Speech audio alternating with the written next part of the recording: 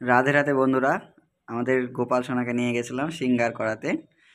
অনেক দিন থেকে খুঁজছিলাম কোথায় সিঙ্গার করে পাওয়া যায়, তবে অবশেষে খোঁজ পেলাম আমাদেরই পাশে জগতায় শনি মন্দিরের সামনে সুভাষ সিংহ দশকর্মা ভাণ্ডারে। ওর হাতের কাজ এতটাই সুন্দর যে কেউ দেখে মুগ্ধ হয়ে যাবে।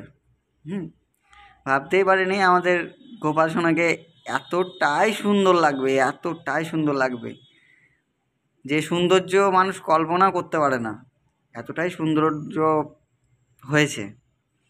তো বন্ধুরা, অবশ্যই আপনাদের গোপাল সোনাকেও সিঙ্গার করাবেন।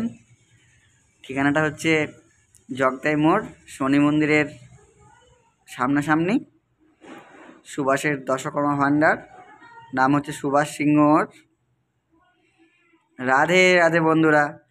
তো অবশ্যই বন্ধুরা আমাদের গোপাল সোনার ছবিটা দেখবেন। এই হচ্ছে আমাদের গোপাল সোনা।